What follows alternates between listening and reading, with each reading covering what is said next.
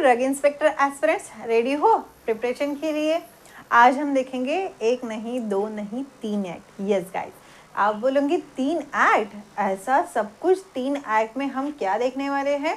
3 act अगर हम eight ए time पढ़ेंगे तो हमारे सर के ऊपर जाएगा। But don't you worry guys, ये जो एक्ट है बहुत छोटे छोटे एक्ट हैं। उसमें जो इम्पोर्टेंट सार रहता है, जो निचोड़ रहता है, वो मैं आपके साथ एक्सप्लेन करने वाली हूँ। ये एक्ट छोटे हैं, बट बहुत बार स्टूडेंट क्या करते हैं, छोटे एक्ट है तो हमारे लिए इम्पोर्टेंट नहीं रहेगा, उसे स्किप करते हैं। बट छोटे एक्ट को कंप्लीट एक डे नहीं, एक एपिसोड हम उस पर नहीं देंगे, एक ही एपिसोड में हम 3 एक्ट कवर करेंगे। छोटा है इसलिए इम्पोर्टेंट नहीं है, ऐसा नहीं होता है। छोटे छोटे 3 थिंग पे ही हम अगर फोकस करेंगे तो ही एक एक मार्क्स हमारा समराइज्ड होके जो हमारा रिजल्ट है हमें सिलेक्शन तक लेके जाएगा। ठीक है, सो आज हम कौन से 3 एक्ट पे डिस्कशन करने वाले हैं? तो medical termination of a pregnancy act 1971 पे हम डिस्कशन करने वाले हैं। पॉइजनस एक्ट 1999 पर हम डिस्कशन करने वाले हैं। And the third trademark act, उस पर हम डिस्कशन करने वाले हैं जो हमारे 1999 पे आया है। ये जो 3 एक्ट है उसके लिए जो इम्पोर्टेंट थिंग है, लाइक फर्स्ट एक्ट जैसे मेडिकल जो प्रेगनेंसी टर्मिनेशन एक्ट है उसके लिए इम्पोर्टेंट क्या रहेगा कि वो एक्ट क्या कहता है, वो एक्ट क्यों आया था। प्रीवियसली जो एक्ट आया था उसमें कुछ डिफरेंट रूल थे। आफ्टर 2021 उसमें कुछ चेंजेस हुए हैं। वो चेंजेस क्या है, अगर अबॉर्शन करने के लिए जो टाइम पीरियड है, लाइक 12 वीक की कंडीशन है तो कितने रजिस्टर मेडिकल प्रैक्टिशनर रहने वाले हैं, 20 वीक्स के लिए कितने लगने वाले हैं, 24 वीक्स के लिए कितने लगने हैं, अबाउट 24 वीक्स अगर अबॉर्शन करना है तो किसकी परमिशन लगती है, ये सब हम देखने वाले हैं। अगर कोई बंदा ये सब रूल फॉलो नहीं कर रहा है तो उसके लिए पनिशमेंट कितनी रहेंगी, पेनल्टीज कितनी रहेंगी, ये सब हम देखने वाले हैं। सेकेंड, पॉइजनस एक्ट में ये एक्ट किसके लिए है, कहाँ पर रेगुलेट करता है, उसके लिए कुछ बेसिक टर्म्स है, वो सब हम देखने वाले हैं। अगर रूल फॉलो नहीं होता है तो पनिशमेंट क्या रहेंगी, ये हमारे लिए इंपॉर्टेंट रहेंगी। थर्ड जो एक्ट है that is the trademark act, registration act, उसके लिए ट्रेडमार्क्स के लिए कुछ बेसिक पॉइंट्स है, लाइक इंफ्रिंगमेंट क्या है, एक्वासेंस क्या है, ये हम देखेंगे। ट्रेडमार्क रजिस्ट्रेशन कैसे करना है ये हम देखेंगे। ट्रेडमार्क अगर रजिस्टर किया तो कितने साल के लिए वो सीमित रहता है, रिन्यू कब करना पड़ता है, अगर कोई रूल फॉलो नहीं करेंगे तो उसके लिए पनिशमेंट क्या रहेंगी, फाइन क्या रहेंगी, ये सब हमें देखना है। ठीक है, सो डोंट यू वरी अगर आपको लगता है कि ये सब बहुत बोरिंग होने वाला है, बट बोरिंग का तो पता नहीं, क्योंकि एंटरटेनमेंट नहीं मिलेगा बट आपको नॉलेज गेन मिलेगा। एंड यस, एंटरटेनमेंट आपको आपकी सक्सेस नहीं तो नॉलेज आपको आपकी सक्सेस देंगे। So guys, be consistent and be patience. हम 1 by 1 सभी एक्ट देखेंगे and these are the most important act. छोटा है इसलिए हम छोड़ देंगे, ऐसा नहीं है, छोटा है बट हमारे लिए बहुत काम का है। ठीक है, सो पहले देखते हैं, समझते हैं ये जो 3 एक्ट है वो हमें क्या कहते हैं। Medical termination of pregnancy act 1971, ये एक्ट क्या कहता है, तो ये एक्ट कहता है कि प्रेगनेंसी टर्मिनेशन करना कानूनी गुनाह है। यानी प्रेगनेंसी टर्मिनेशन, जैसे हम अबॉर्शन कहते हैं, वो अबॉर्शन कर नहीं सकते, बट कुछ ऐसे कंडीशन है, कुछ ऐसे केसेस है, स्पेशलाइज्ड केस में ही मेडिकल टर्मिनेशन कर सकते हैं, प्रेगनेंसी टर्मिनेशन कर सकते हैं। वो स्पेशल कंडीशन कौन सी है, उस स्पेशल कंडीशन में कितने हमें फिजिशियन लगने वाले हैं, कितने वीक की प्रेगनेंसी हुई तो कितने हमें फिजिशियन लगने वाले हैं, 12 वीक की प्रेगनेंसी रहे तो कितने लगने हैं, 20 वीक्स की रहे तो कितने फिजिशियन हमें लगने वाले हैं, ये और ऐसे बहुत सारी थिंग्स हमें इस एक्ट के रिलेटेड स्टडी करना है। तो पहली बात गाइज, ये जो medical termination of pregnancy act 1971 है, ये एक्ट नंबर 34 है हमारा 1971 का। ठीक है, सो ये एक्ट नंबर हमारे लिए इंपॉर्टेंट रहेगा। अगेन, ये एक्ट किस लिए प्रिपेयर किया है, that this act is provide the termination of certain pregnancies. सिर्फ स्पेसिफिक कंडीशन में ही जो प्रेगनेंसीज है वो टर्मिनेट किए जा सकती है, ये एक्ट हमें बताता है। कौन कर सकता है, तो only registered medical practitioner can do this. Okay, so उससे ही हक रहेगा, बट स्पेशल केस में, सब केस में नहीं, क्योंकि बिफोर 1971 क्या होता था, वो मेडिकल चेकअप किए जाते थे प्रेग्नेंट वुमन के, और चेक किया जाता कि गर्ल है कि बॉयज़ है। गर्ल है तो हमें पता है कि गर्ल को बहुत बार अबॉर्ट करते किया जाता था, बर्थ होने के बाद भी बहुत बार उसे मारा जाता है, ठीक है। अभी तो नहीं, बट प्रीवियसली केस में होता था। हम ये नहीं कह सकते कि अभी वो कंप्लीटली नहीं होता, कि वो बहुत केसेस हमें दिखते हैं कि छोटे बच्चे को, एक 2 से 3 मंथ के बच्चे को कहीं पे भी रख के लोग छोड़ जाते हैं, ठीक है। सो अभी भी होता है, हम उसे निगलेक्ट नहीं कर सकते, बट प्रीवियस एंशियंट टाइम में ये बहुत चांसेस थे उस सब चीज़ें के होने के, ठीक है। सो उसे कंट्रोल करने के लिए ये एक्ट प्रिपेयर किया गया है। सर्टन केस में ही सिर्फ अबॉर्शन कर सकते हैं, और कौन कर सकता है, तो only registered medical practitioner can do this. ये जो एक्ट है completely whole all over the India applicable था, except Jammu and Kashmir. Okay, पहली बात, कब हम जो प्रेगनेंसी टर्मिनेशन को हम एक्सेप्ट कर सकते हैं, लीगली बोल सकते हैं, तो पहली बात, अगर ये जो कुछ भी टर्मिनेशन है with the help of registered medical practitioner के प्रेजेंस में अगर वो टर्मिनेशन किया जाता है, तो उसे हम लीगली कह सकते हैं, वो इलीगल काम नहीं है।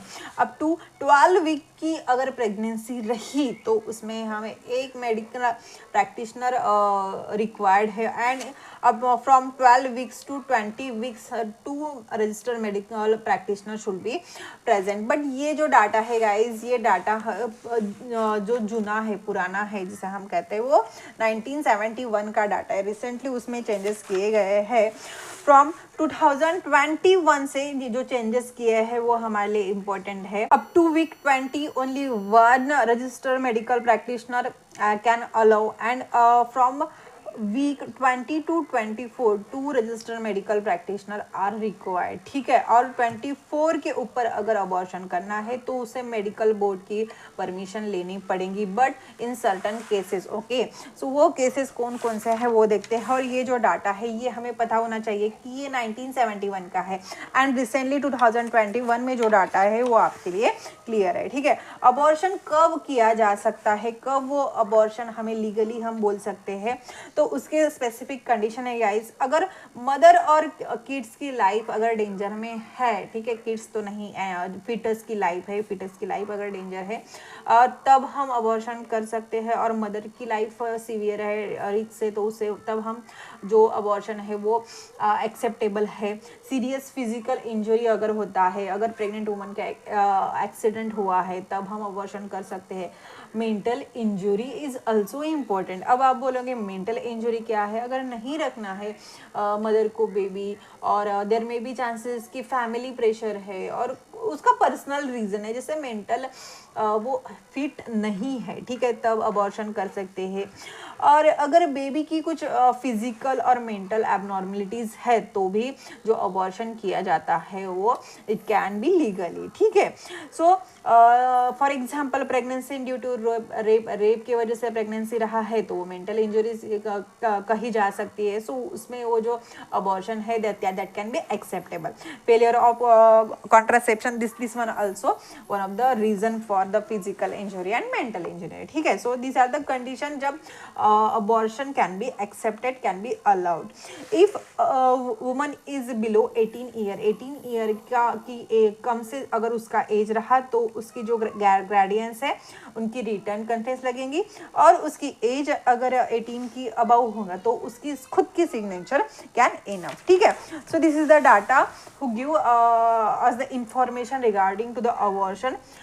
सो प्लेस कहाँ पे है, कहाँ पे ये जो अबॉर्शन से किए जाता है, तो ओनली गवर्नमेंट हॉस्पिटल और गवर्नमेंट अप्रूव्ड हॉस्पिटल और क्लिनिक, वहीं पे ही अबॉर्शन किए जा सकते हैं।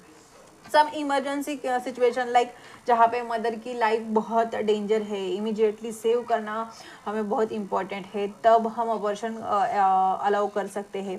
प्रेगनेंसी कितने वीक्स की है उस पर ये सब जो रूल है वो अप्लाई किया जा सकता है, जैसे हमने अभी डिस्कस किया है।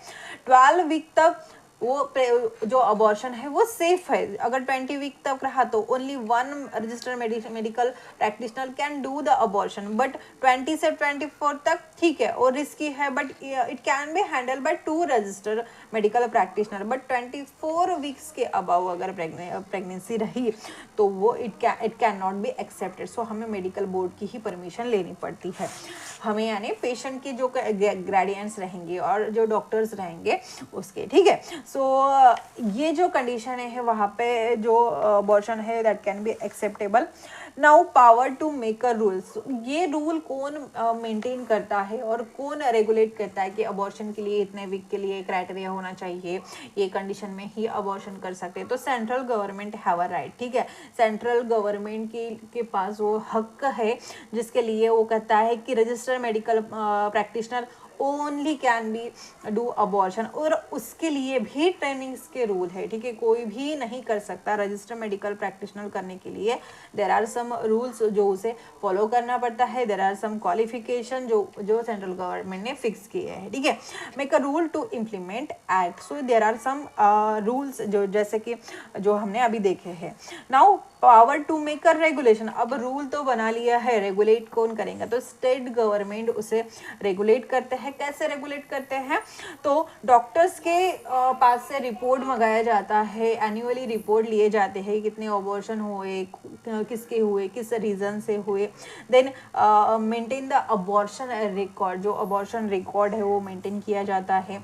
वुमेन के आइडेंटिटी इज कॉन्फिडेंटल, वो जो पर्सन रहेंगे, लेडी रहेंगी जिसका अबॉर्शन हुए, उसकी जो आइडेंटिटी है वो हाइड किए जाते हाइड किए करके रखते हैं। देन चीफ मेडिकल ऑफिसर को इंफॉर्मेशन ये सब भेजी जाती है एंड उसके ऊपर वो बात ऊपर इंफॉर्मेशन भेजते हैं। सो अगर कोई बंदा है और वो ये सब रेगुलेट नहीं कर रहा तो उसे 1000 रुपये का फाइन लगाया जा सकता है अकॉर्डिंग टू द एक्ट 1947, ठीक है। सो ये गाइस बहुत सिंपल है, जिसमें बेसिक जो इंफॉर्मेशन थी वो ऑल हमारे पास है। सब इम्पोर्टेंट क्या रहेगा, 1971 का ये एक्ट रहा है, उसका एक्ट नंबर कितना है, तो 37 नंबर रहेगा। जो ओल्ड जो रिकॉर्ड थे लाइक 12 वीक की प्रेगनेंसी के लिए कितना था, एक ही इनफ था, but up to 12 to 22 registered medical practitioner are required. But अभी जो 2021 से डाटा चेंज हो चुका है, सो ये हमारे लिए इम्पोर्टेंट है। 20 वीक तक only one can be accepted, but 20 से 24 का जो पीरियड रहता है उसके लिए दो registered medical practitioner are required, ठीक है। सो इतनी ही इंफॉर्मेशन हमें इनफ है फॉर आवर एग्जामिनेशन। नाउ देखते हैं poisonous act 1990, this is also a short concept and ये जो एक्ट है स्पेशली जो पॉइजनस ड्रग रहता है उनके सेल के लिए, उनके पोजिशंस के लिए, उनके डिस्ट्रीब्यूशन, मैन्युफैक्चरिंग, प्रोडक्शन के लिए ये सब एक्ट प्रिपेयर किया जाता है कि जो पॉइजनस ड्रग है वो कोई भी प्रोड्यूस नहीं कर सकता, कोई भी सेल नहीं कर सकता, उसके लिए स्पेसिफिक कंडीशन है, स्पेसिफिक क्राइटेरिया है। अगर कोई बंदा ये सब रूल नहीं फॉलो करता जो हमारे एक्ट में दिया है तो उसके लिए कुछ फाइन्स भी रहते हैं, कुछ पनिशमेंट भी रहते हैं, ठीक है। सो वो सब हम अभी देखते हैं। तो पहली बात ये कौन से चीज के लिए है, तो these are the rules for the poisonous substance, किसके लिए, तो position and sale of poisonous substance, यानी जो प्रोडक्शन हो रहा है, डिस्ट्रीब्यूशन हो रहा है, सेल हो रहा है पॉइजनस सब्सटेंस के, उसके लिए। अगेन सेम केस कि ये ऑल ओवर इंडिया अप्लाई था but except Jammu and Kashmir जब ये आया था 1990 में। Now the state government have a power to regulate the position for a sale and sale of any poison, only state government के लिए ये जो रूल है वो ही रेगुलेट कर सकता है और उसके पास ही पावर है कि पॉइजनस ड्रग का वो सेल कर सकते हैं, कोई नहीं कर सकता है, ठीक है, वो रूल मेक कर सकता है। Now grant of licence to purchase poison, state government grant देता है अगर किसी चीज के लिए पॉइजनस सब्सटेंस का यूज हो रहा है तो उसके लिए लाइसेंस कौन देता है, तो स्टेट गवर्नमेंट देता है, ठीक है। किसे देना है ये भी स्टेट गवर्नमेंट बताता है, कौन सोल्ड करेगा उसका भी इंफॉर्मेशन रखता है, मैक्सिमम क्वांटिटी कितनी सेल करनी है वो भी, सब कुछ इंफॉर्मेशन, सब कुछ जो मेंटेन करता है वो रहता है हमारा स्टेट गवर्नमेंट। अब फॉर एग्जाम्पल एक ऐसी कंडीशन जिस कंडीशन में फॉर एग्जाम्पल एक लोकल एरिया है और उस लोकल एरिया में ये फॉर एग्जांपल एक एरिया है और उस एरिया में फॉर एक आधा सब्सटेंस है जिस सब्सटेंस के पॉइजनिंग के केसेस बहुत ज़्यादा है, कोई किसको पॉइजन देके मार रहा है, कोई नेचुरली उस पॉइजन से डेथ हो रहा है और मल्टीपल केसेस आ रहा है उस रीजन से, ठीक है। सो उस पर एनालिसिस किए जाते हैं इस एक्ट के अंदर कि ये जो पॉइजन है ये आ कहाँ से रहा है, उसका सेल कहाँ से कर रहा है, ये उसका जो मेन सोर्स है वो सोर्स का क्या है, कौन सा रीजन से ये मल्टीपल केसेस मिल रहे हैं, ठीक है। सो ये सब जो रेस्ट्रिक्शन है उस रेस्ट्रिक्शन पे ये जो रूल्स है रेगुलेट किए जाते हैं। लाइक रेस्ट्रिक्शन कौन से है, तो इस एरिया में वो जो पर्टिकुलर पॉइजन के केसेस है वो पॉइजन का सेल कंप्लीटली बैन होता है, ठीक है। और अगर सेल कर रहे हो तो उसकी कंप्लीट इंफॉर्मेशन गवर्नमेंट को देनी पड़ते हैं कि ये बंदा है, इसको इस रीजन से इतनी क्वांटिटी भी वहाँ पे मेंटेन रहती है, ठीक है। सो ये कौन कहता है, ये हमारा पॉइजनस एक्ट 1990 करते हैं। अगर ऐसी कौन सी केस है वहाँ पे ये जो रूल्स रेगुलेट नहीं हो रहे हैं तो उसको इम्प्रिजमेंट हो सकता है अप टू 1 ईयर की जेल हो सकता है और देयर में बी चांसेस 1000 रुपये का फाइन हो सकता है और बोथ हो सकता है, ठीक है। Now penalty for unfollowing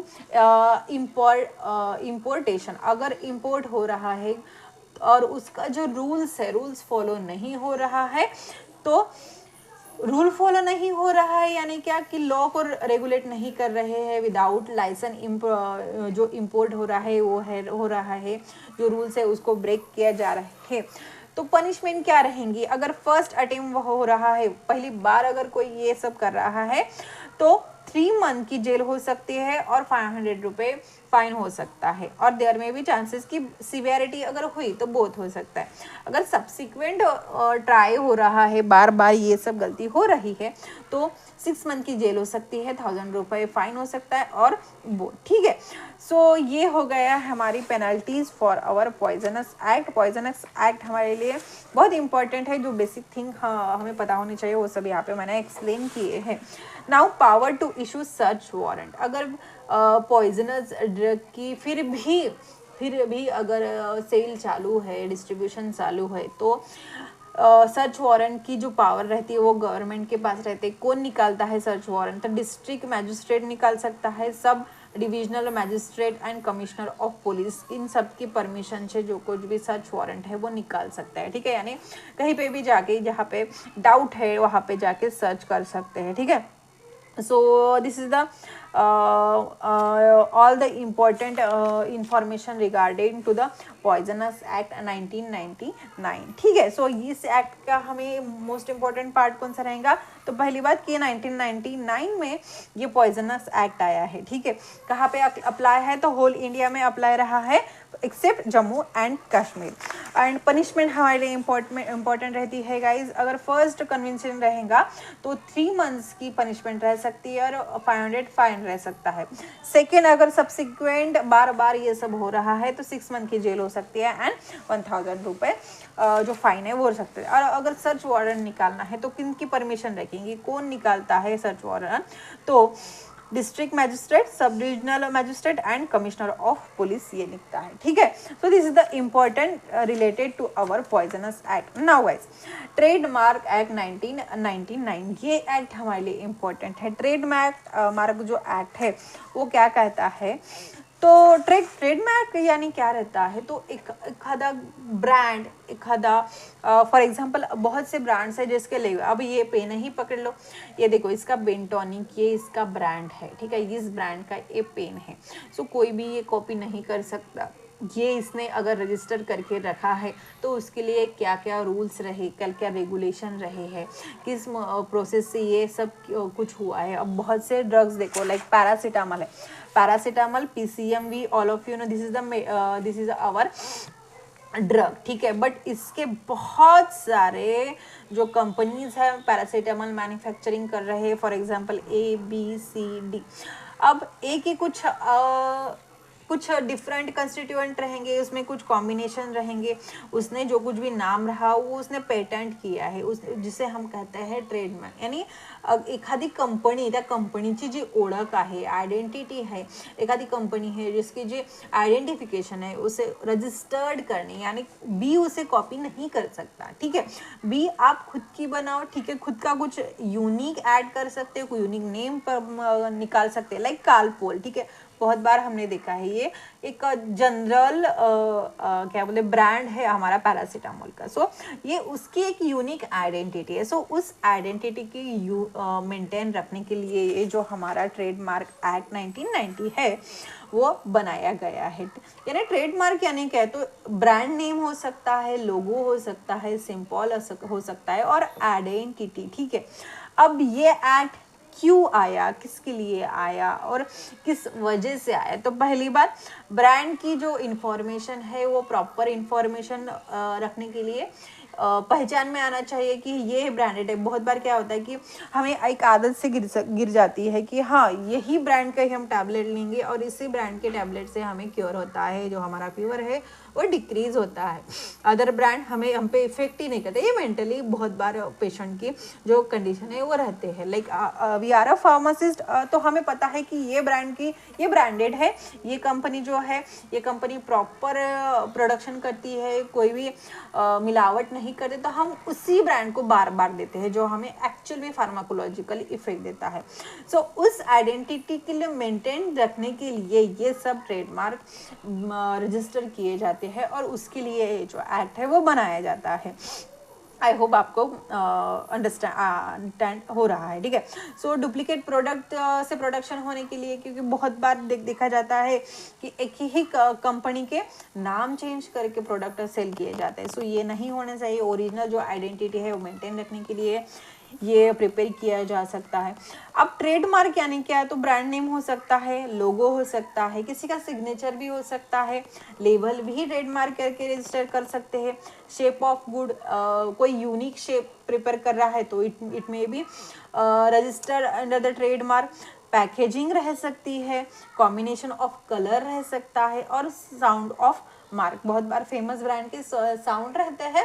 for example अब आईपीएल का देखो, हमें पता है सबको, क्या आईपीएल बोला तो जो पुरानी जो ट्यून है वो हमें याद आती है. ठीक है, उसी टाइप से. ठीक है, सो ये हो गए हमारे ट्रेडमार्क एक्ट. अब कौन कर सकता है, तो इंडिविजुअल कैन डू, कंपनी कर सकती है, सोसाइटी कर सकती है और ट्रस्ट कर सकती है. ठीक है, सो इसके वेरियस ऐसे चैप्टर है. पहला चैप्टर क्या कहता है, तो अपॉइंटमेंट फॉर रजिस्टर और अदर ऑफिसेस. अगर आपको आपका कोई ब्रांड है, अगर आप मैन्युफैक्चर कर रहे हो तो आपको क्या करना है, तो पहले आपको अपॉइंटमेंट लेना है कि आपको पर्टिकुलर जो ट्रेडमार्क है वो रजिस्टर करना है. ठीक है, सेंट्रल गवर्नमेंट अपॉइंट करता है कंट्रोलर.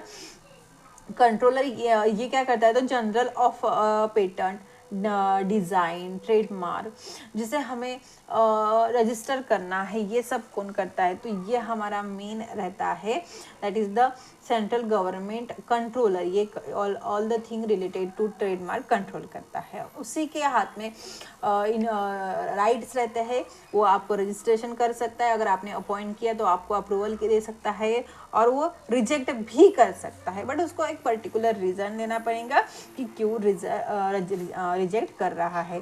सो ये जो रजिस्ट्री, जिसे हम रजिस्ट्री कहते हैं, ये registry under the trade and merchandise mark act 1958 के अंडर आया है. ठीक, ओके. सो अगर हमें कोई भी लोगो या कोई भी आपका सिग्नेचर है रजिस्ट्रेशन करना है, यानी ट्रेडमार्क अगर आपका प्रिपेयर करना है, तो उसके कुछ कंडीशन रहते हैं. ये हमें चैप्टर नंबर 2 बताता है. ठीक है, ये बताता है हमें, अगर मुझे लाइक आपला फार्मेसी, अगर मुझे मेरा लोगो बनाना है तो ये लोगो मैं किसी की कॉपी नहीं बना सकती.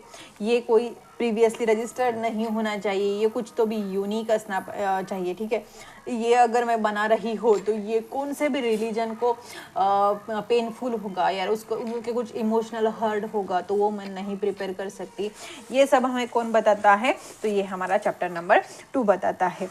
बट हाँ डिफरेंट कंटेंट्स है हम यूज़ करते हैं, लाइक सन, अगर सन फार्मा है हमारे पास, और अगर कौन सा एक आधे टैबलेट है और कोई भी ट्रीटमेंट हमें लेना है तो सन, ठीक है, it can be acceptable. Sun plus है, it can also be acceptable, ये कॉपी नहीं मानी जाएंगी। सन गोल्ड है, ये भी कॉपी नहीं माना जाएंगे, एग्जाम्पल बता रही है, ठीक है। चैप्टर नंबर 3 हमें बताता है कि अप्लीकेशन फॉर अ रजिस्ट्रेशन। अब रजिस्ट्रेशन करना है तो अप्लीकेशन किस प्रकार करने हैं, तो जो फॉर्म्स है वो फॉर्म्स हमें सबमिट करना है 4 मंथ के अंदर। अगर हाँ ठीक है एक्सेप्टेबल है तो ठीक है, उसे ट्रेडमार्क के रजिस्ट्रेशन में लिखा जाएगा, बट उसे अगर कैंसिल कर रहे हैं तो 4 मंथ के अंदर हम उसे अपोज कर सकते हैं और हमें री अप्लीकेशन कर सकते हैं, ठीक है। अगर सब कुछ ठीक रहा तो 18 मंथ में जो कुछ भी हमारा ट्रेडमार्क है वो रजिस्ट्रेशन हो जाता है, ठीक है। ट्रेडमार्क का जो ड्यूरेशन रहता है वो 10 ईयर्स का रहता है। आफ्टर 10 ईयर हमें वो रिन्यूअल करना पड़ता है, and last renewal should be with in 6 month, ठीक है। सो 6 मंथ के अंदर हम रिन्यू कर सकते हैं, and rotational with in 1 year, ठीक है। सो ये रहेंगे कुछ basic rule for the registration of a trademark. अब गाइज अगर कुछ टर्म्स है जो हमें पता होना ज़रूरी है, लाइक इन्फ्रिंगमेंट। अब ये क्या है, अगर कोई भी if any person use the same और कॉन्फिजिकली सिमिलर ट्रेडमार्क विदाउट परमिशन, तो उसे हम इन्फ्रिंगमेंट कहते हैं। फॉर एग्जाम्पल क्रोसिन है, जैसे मैंने अभी बताया कि पैरासीटामोल का ब्रांड हमें पता है क्रोसिन है, बट अगर कोई क्रोसिन का ही बट स्पेलिंग चेंज करके ब्रांड सेल कर रहा है, लाइक क्रोसिन आइडियली SACROCIN रहेगा, बट सी के जहाँ उसने के लग दिया तो इट मे बी इन्फ्रिंगमेंट। और क्रोसिन का यहाँ पे यस लगा दिया, इट मे बी इन्फ्रिंगमेंट। यहाँ पे वाई लगा दिया, यानी क्या हो रहा है कि जो कुछ भी परचेस कर रहा है, लेमैन क्या कर रहा है कि उसने तो पढ़ा है ये सब क्रोसिन ही है और उसने क्रोसिन का ब्रांड ही ऑलरेडी सुना हुआ है, तो उसमें कंफ्यूजन हो सकता है, तो उसे हम इन्फ्रिंगमेंट कह सकते हैं। अनदर इम्पोर्टेंट टर्म हमारे लिए रहेंगी एक्वाइसेंस, यानी जब ओरिजिनल जो ओनर है और उसको पता है कि उसकी कॉपी हो रही है, ठीक है। अगर मेरा ब्रांड ए है और मुझे पता है कि मेरा ए ब्रांड के अंदर कोई और सेल कर रहा है, और अगर मैंने 5 साल तक कोई भी एक्शन नहीं की तो वो उसके बाद भी मैं कुछ नहीं कर सकती, ठीक है। सो प्रायोर यूजर 5 साल के ऊपर है, उसने यूज किया था, रजिस्टर ओनर से ज्यादा वैल्यू उसकी रहेंगी। दिस इज द एक्वाइजेंस, ठीक है। सो ये टर्म हमें पता होना चाहिए। अगर ये सब रूल्स नहीं फॉलो हो रहा है तो उसके लिए पनिशमेंट कितनी रहेंगी, तो punishment for a false trademark jail हो सकती है 6 to 3 ईयर्स की, यानी 6 मंथ to 3 ईयर्स की। फाइन कितना हो सकता है, तो 50,000 से 2 लाख तक, ठीक है। 50,000 to 2 लाख उसका फाइन रह सकता है। फेक ट्रेडमार्क अगर कोई यूज कर रहा है तो उसकी सेम जो इम्प्रिजमेंट रहेंगी 6 मंथ to 3 ईयर्स रहेंगी, एंड फाइन भी सेम रहेगा, ऑलमोस्ट 50,000 to 2 लाख रहेगा। एंड सेकेंड ऑफेंसेस अगर बार बार हो रहा है तो 1 ईयर to 3 ईयर की जेल रहेंगी, एंड 1 to 2 लाख का उस पर फाइन लग सकता है, ठीक है। सो ये हो गई guys related to trademark all the information. इसके लिए हमारे लिए इम्पोर्टेंट क्या रहेगा, तो 1999 में ये आया था। ट्रेडमार्क क्या है, ठीक है। जो रजिस्ट्री एस्टैब्लिश हुआ है वो किसके अंडर हुआ है, the trade and merchandise mark act 1958 में आया था। चैप्टर 3 क्या कहता है, ये सब हमारे लिए इम्पोर्टेंट रहेगा कि 10 ईयर के लिए रजिस्ट्रेशन कर सकते हैं, उसके बाद रिन्यू करना पड़ता है, कितने मंथ के बाद हम उसे रीअप्लाई कर सकते हैं। देन द टर्म इन्फ्रिंगमेंट ये क्या है, ये हमें पता होना चाहिए।